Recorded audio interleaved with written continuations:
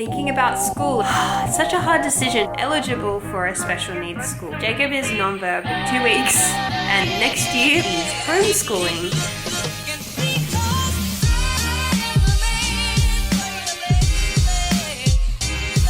Hey guys, welcome back to our channel. A few weeks ago I posted a video and I said I was going to give you guys an update on Jacob's preschool, and I never actually did so. I think I just got to the end of the day and just slipped my mind. So this is what this video is here today. I am going to be updating you guys on Jacob's preschool and decisions we're making surrounding his school. Jacob is 3.5 years old and we're in the process of thinking about school and what school he's going to go to, whether he's going to go to a mainstream school or whether he's going to go to a special needs school. I didn't actually think that we would have to make this decision so soon. I thought, wait, he's 3 years old, like he's got another 2 years to go, but apparently we have to make that decision soon because you have to apply for schools and things like that. So my mind has been running wild trying to think about all of this. It's hard. I'd love to know your experiences of what school you chose for your child, whether you chose to go through the public mainstream school, whether they're in a special needs class, or whether they're in an actual special needs school.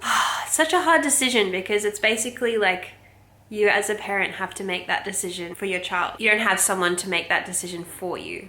To a point though. Okay, I heard through the grapevine, like Facebook groups, to enroll Jacob into an early intervention program as soon as possible. So in Australia, they have something called an early intervention program, which is run by the schools. So what you do is you enroll at your local district school and the government gives funding for an early intervention program.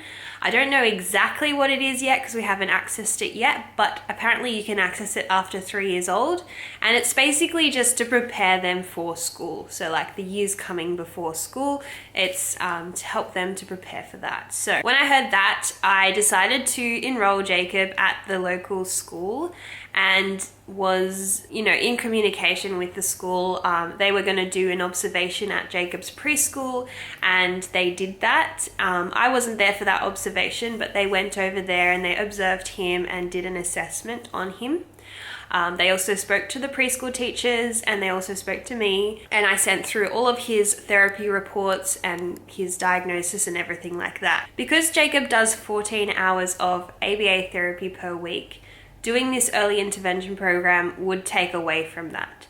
I spoke to Jacob's therapist who said that the early intervention program is more catered for people that were higher functioning and that could communicate more. It didn't harm anything to apply for it and see when the time came if Jacob would suit. I believe it's like a couple of hours a couple times a week. So it's not a full day, it's just a couple of hours. So yeah, we applied for that and I only just got the enrollment forms to the school a couple of weeks ago, maybe a month ago, and I then got a phone call from the school. I think it was the school counselor and the principal, and they said that they did the assessment at his preschool and they said that Jacob is eligible for a special needs school, which basically means that Jacob, at this point, Jacob is more suited towards a special needs school rather than going to a mainstream school. I think the same at the moment. Jacob does need one-to-one support at the moment, and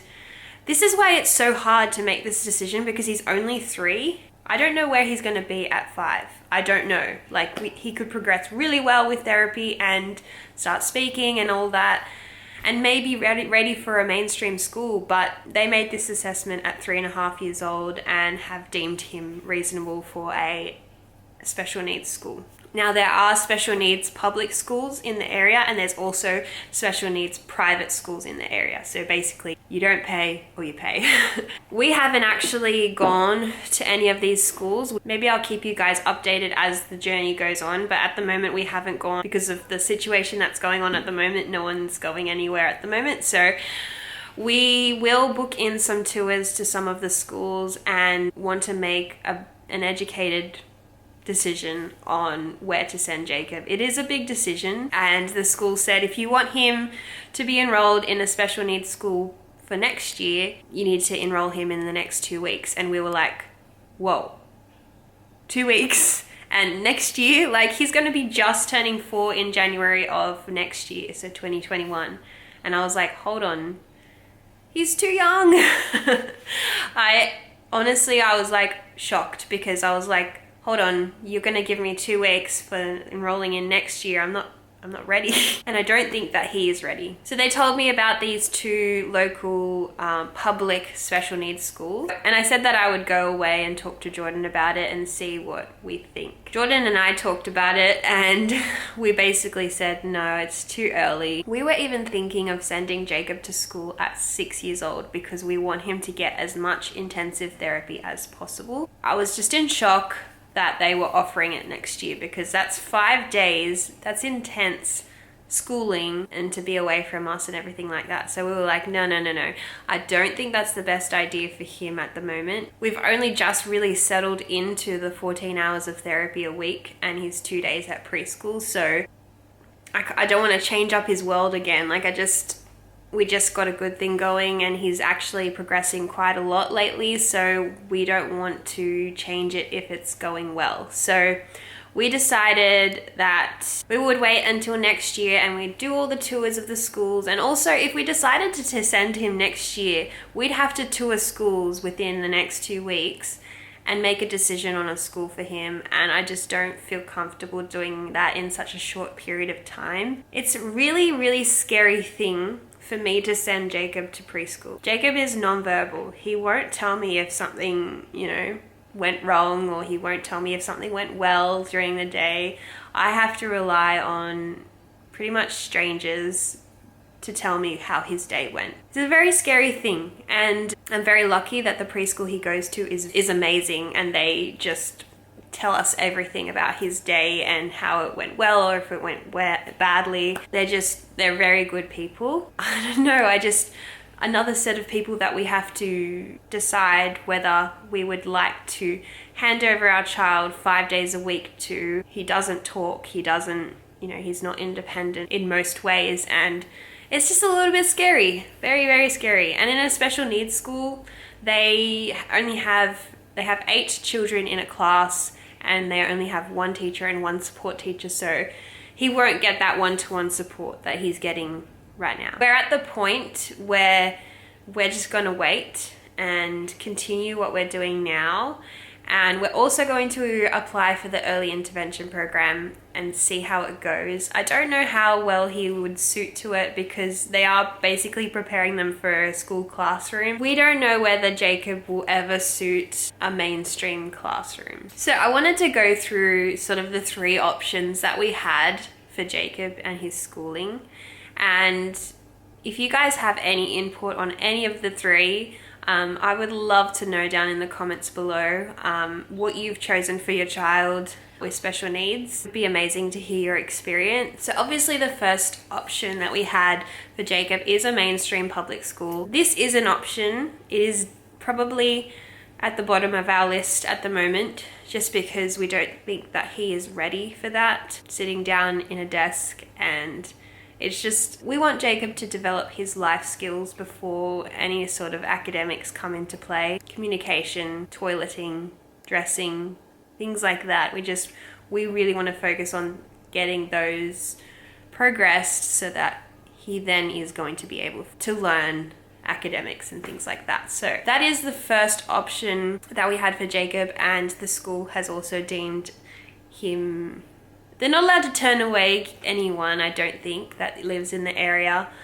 However, they kind of were insinuating that he's not ready for school. Our second option was the special needs school, and they look amazing. I've looked at the websites, and I'm hoping to do some tours very soon when this whole situation is over. But they look amazing. They've got amazing facilities. I mean, some of the facilities that I saw on their websites were spas, hydro pools, therapy gyms, sensory rooms, playgrounds, and they have like a school bus system where they can get transport to school.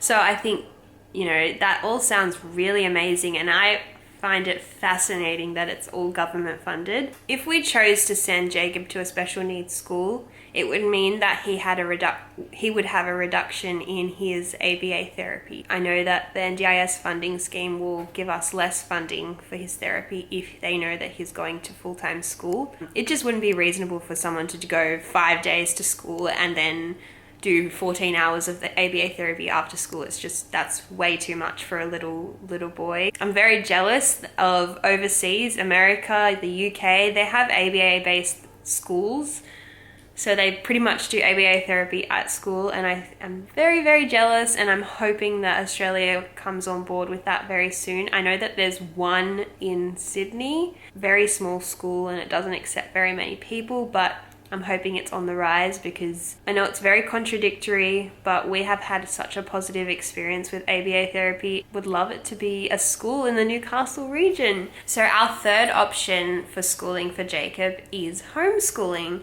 Now, I never actually even considered homeschooling any of my kids. I always thought they were going to go to school and never really heard very much about homeschooling. However, in research, there are so many people that homeschool their kids nowadays, and I just don't hear about it, or, you know, you don't actually look into it until obviously you're trying to choose a school for your kid. I watch Lauren Brazy, who actually, her daughter does full-time ABA therapy and then does unschooling. So it's kind of like homeschooling, except there's no set schedule. They just sort of learn what they want to learn at that time, and that sounds so appealing to me.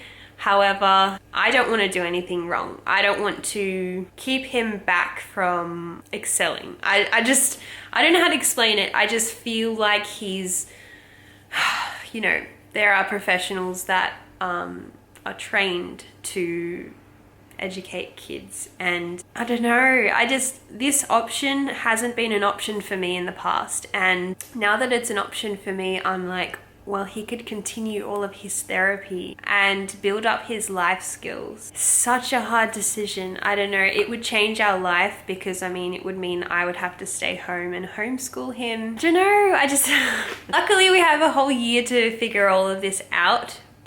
And we can always change, you know, we can try something and if it doesn't work, we can always change. But yeah, it's a scary decision to make. Having Jacob stay home and doing unschooling or homeschooling would mean that he has more therapy and more time to get ready for the school classroom. So it may mean that we just homeschool him for a year or 2 years until he's ready and toilet trained and is communicating in a way that helps him to learn at school. The thing with the public school system, the mainstream school system in Australia, is I've heard many, many, many stories of families not getting the support that they need, kids not getting the amount of support they require to be able to actually learn. I just don't want Jacob to fly under the radar. I don't want them to just settle on him playing with his coins, or, you know, I want him to be doing things. I want him to be partaking in all of the activities and at least trying to learn and just having all of those experiences and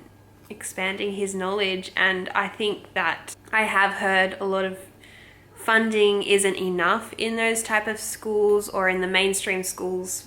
Funding for support teachers in a mainstream classroom isn't enough, and kids just flying under the radar, not progressing at all, sort of wasting time really. That scares me, because I'm not going to be there in the classroom. I'm not going to know what's going on. And, you know, you've heard stories of bad things happening. You've heard stories of neglect. You've heard stories of all these bad things happening in schools, and that scares the shit out of me. I am so scared of that. Having Jacob go to preschool was a big thing for us. We're lucky that they're very communicative. We can call them at any time. They call us. They keep us in the loop. It's just a really, really scary thing. And how many times have I said scary in this video? But I just feel like it's a very big decision, and I don't want to make that decision. I want someone to make it for me, but I know that they can't. It's ultimately Jordan and my decision. It's scary.